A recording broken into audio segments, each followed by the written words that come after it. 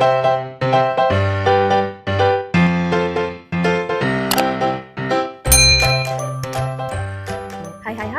Assalamualaikum warahmatullahi wabarakatuh. Selamat datang kembali di channelnya Cek Guleni, tempat kita belajar dan berbagi. Nah anak-anak, hari ini kita akan belajar sistem persamaan linear dua variabel. Ini adalah materi untuk anak-anak ibu di kelas 9, semester ganjil, dan yang menggunakan kurikulum Merdeka. Oke, nah tujuan pembelajaran kita adalah memahami konsep persamaan linear dua variabel, kemudian kita akan memahami sistem persamaan linear dua variabel, dan yang ketiga kita akan memahami metode-metode apa saja untuk menyelesaikan sistem persamaan linear dua variabel. Konsep persamaan linear dua variabel adalah persamaan matematika yang memiliki dua variabel, di mana pangkat tertinggi dari setiap variabel adalah 1. Nah, di sebelah kanan bisa kita lihat di sini ada bentuk umum dari persamaan linear dua variabel. Di sana ada dua buah variabel. Yang pertama X dan yang kedua itu Y. Maka ini adalah bentuk umum persamaan linear dua variabel. Kemudian, pangkat tertinggi dari setiap variabel adalah 1. Anak-anak bisa lihat di sana tidak terlihat ada pangkat di bagian atas variabelnya, ya, tidak terlihat ya. Jadi, jika tidak terlihat artinya setiap variabel itu berpangkat 1. Baiklah. Di bagian sebelah kiri kita lihat ada bentuk umum, di sana ada AX tambah BY sama dengan C. Itu adalah bentuk umum dari persamaan linear dua variabel. Nah, yang pertama itu adalah variabel. Variabel itu ada dua, misalnya X dan Y, yang nilainya dapat berubah. Nah, X dan Y ini apakah bisa berubah atau berganti? Bisa. Nah, untuk variabel bisa dimisalkan dari huruf A kecil hingga huruf Z kecil, di mana untuk penggunaannya bebas, mau menggunakan KL misalnya, YZ, yang penting variabelnya ada dua dan berbeda, oke? Nah, kemudian koefisien. Koefisien di sini dimisalkan dengan A. Nah, koefisien adalah angka yang mengalikan variabel. Jadi, sebenarnya si A dan si B di sini adalah permisalan dari koefisien.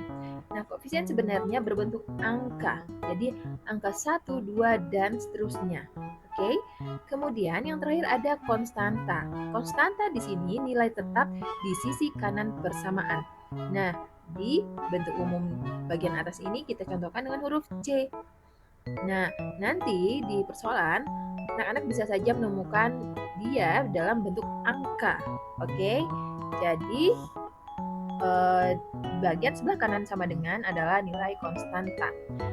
Untuk membedakannya, konstanta tidak diikuti oleh variabel, sedangkan koefisien diikuti oleh variabel X dan Y, atau apapun yang digunakan di dalam soal tersebut.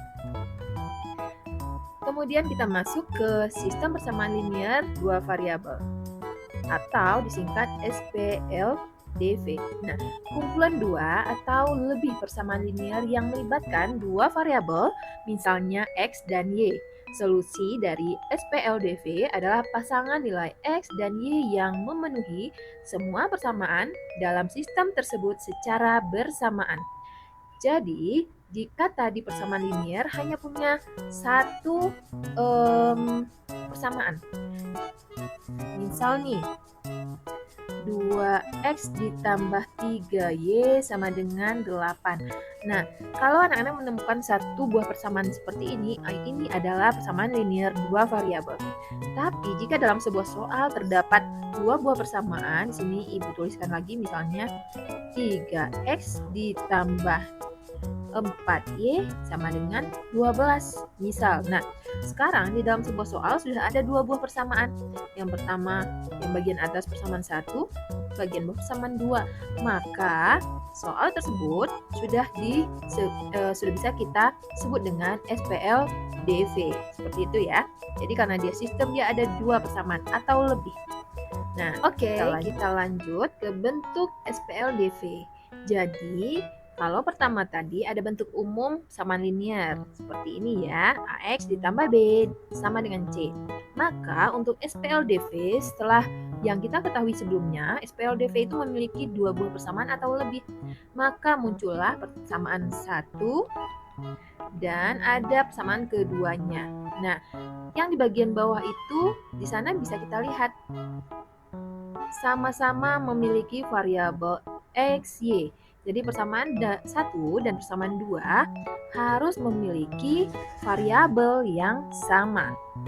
Nah, kemudian di sana ada A, B, D, E, itu adalah koefisiennya. Kemudian untuk CF adalah konstanta. Nah, ini Ibu coret ya, ada typo. Koefisien. Sedangkan C dan F adalah konstanta. Nah, oke, sampai di sini ada yang mau ditanyakan? Jika ada yang mau ditanyakan, boleh langsung saja tuliskan di kolom komentar. Oke, kita lanjut ke metode penyelesaian SPLDV. Untuk menyelesaikan SPLDV ada beberapa metode. Yang pertama itu substitusi. Nah, di dalam substitusi, salah satu variabel diungkapkan dalam bentuk variabel lainnya. Nah, atau kita misalkan. Kemudian disubstitusikan ke persamaan kedua. Misal persamaan satunya kita misalkan. Contoh. Contohnya X tambah Y sama dengan 6. Misal kita akan mengubah persamaan pertama ini ke dalam si Y misal. Maka Y sama dengan 6 dikurang X, seperti itu. Nah, jadi untuk persamaan pertama ini sudah berubah nih. Y sama dengan 6 dikurang X. Maka di persamaan kedua, jika ada variabel Y, misal masukkan lagi ini 1 ya. Jika persamaan keduanya misalnya 2x tambah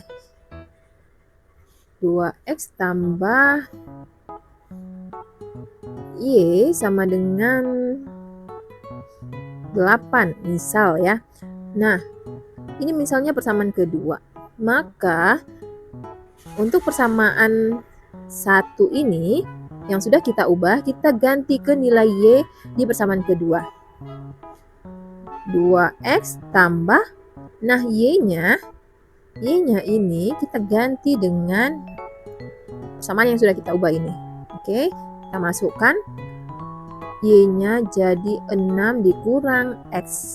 Tutup kurung sama dengan 8. Nah, kalau sudah seperti ini baru bisa kita operasikan. Temukan dulu nilai X.